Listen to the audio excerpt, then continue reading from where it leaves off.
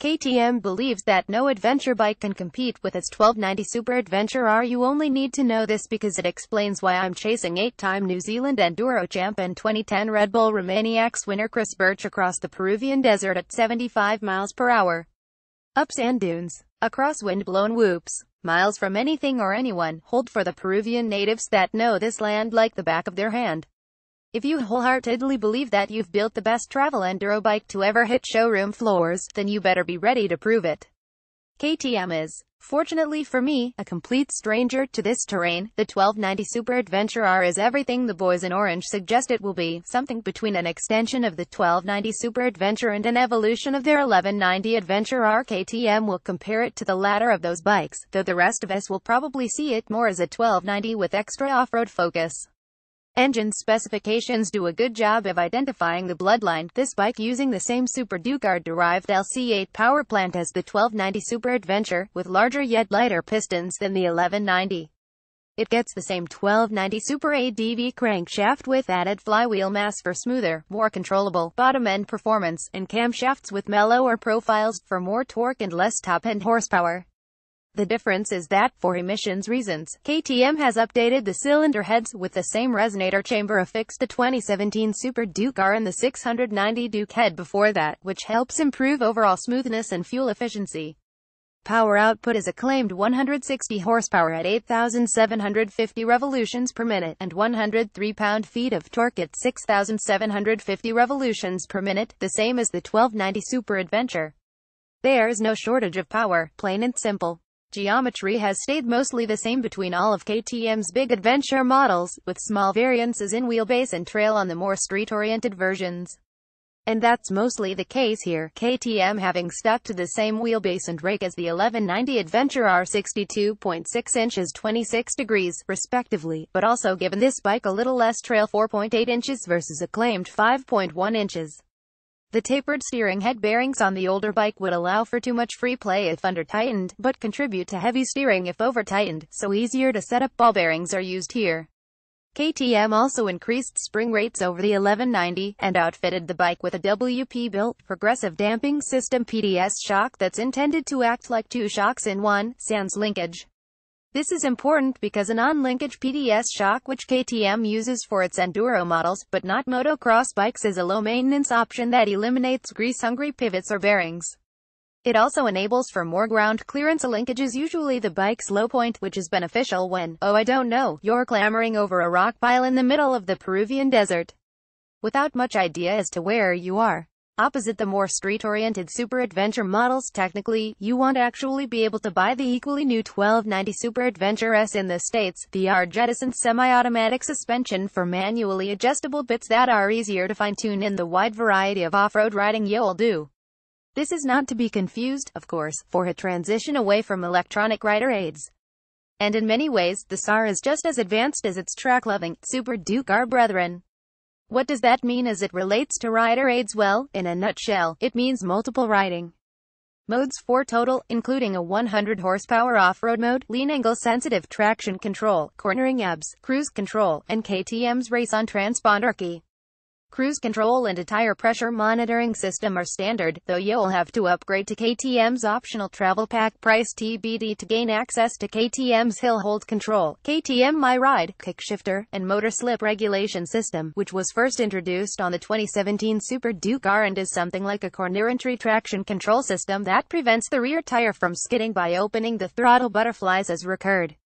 All trick stuff. Styling updates are in line with the rest of KTM's new 2017 models, the Super Adventure R sporting an updated LED headlight that KTM is exceedingly proud of, and that I think we'll all learn to love, too.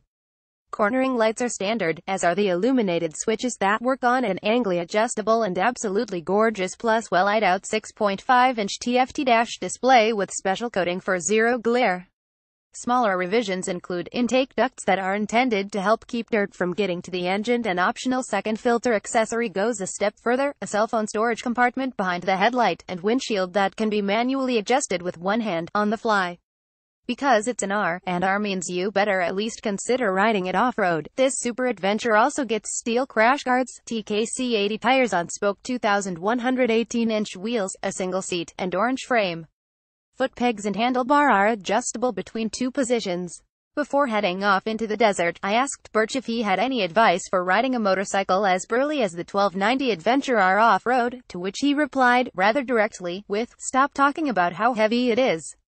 I would be wrong to not mention that the bike weighs 479 pounds, without liquids, or that it has a 35.1-inch seat height, but according to Birch, once you get the feeling for it, you can use the weight and momentum to get through stuff.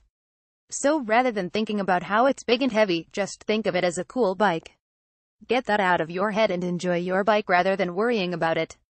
Thanks to my dad, I've got a long enough inseam that I personally didn't struggle with the seat height or overall size.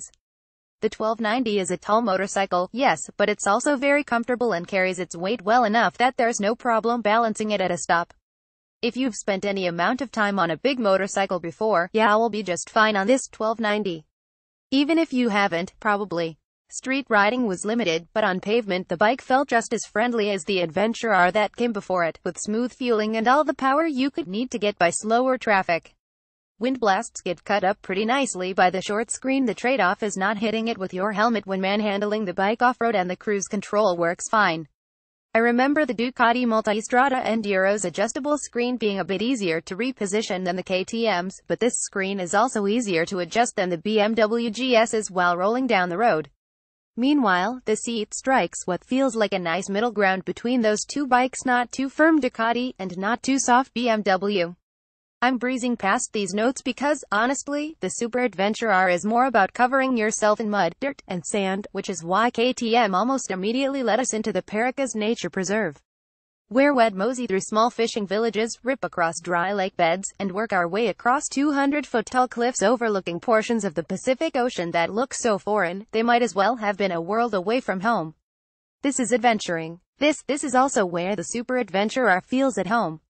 Stand up, roll the throttle on, and it dances across the coastal desert floor with a feeling of, I won't hurt you, but I'll promise to show you a good time. Power is tractable enough that, in any riding mode, you can step the rear tire out with confidence and ease, and the chassis feels more than capable of handling the weight. Sorry, Chris, I did it again. If this was a straight-up Super Duke R engine, I'd be massively overwhelmed, but in Super Adventure Tune, the eightt feels friendly as it does fun. That last little bit of top-end aggression has just been eased off. Outside of the preserve, I'd misread the terrain from time to time and go plowing through things I most definitely should have been avoiding, and while the bike would step sideways, it always came back. Don't make silly inputs or hold on too tight, and it'll be okay, it seems. Put simply, it's better than me. Suspension goes a long way in providing that sure-footed feel. The stock settings begin to feel a bit soft, yes, but those manually adjustable clickers are your friend, and you'd be wise to go a step beyond me and actually tighten them up if you're going to do any real adventuring. As it is, I'll bottom out from time to time, and hear the occasional clatter from the thankfully stock skid plate. The 8.7 inches of travel and 9.8 inches of ground clearance are nothing short of gifts from KTM.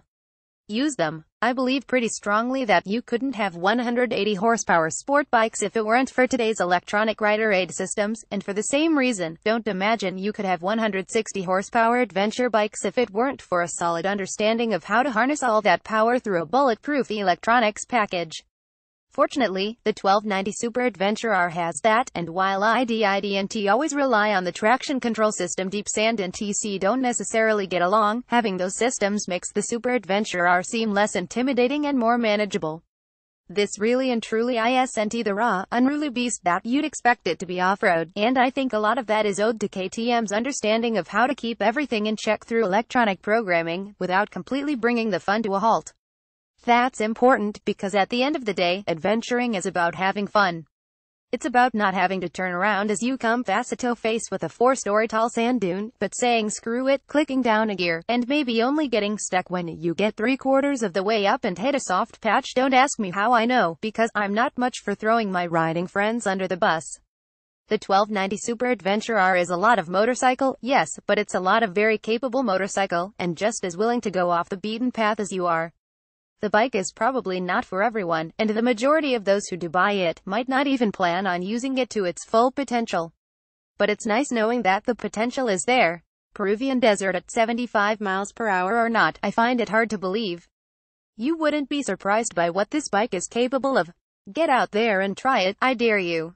It dares you. Specifications: engine type, displacement, bore stroke, seat height, rake trail, wheelbase, fuel capacity, claimed dry weight, price.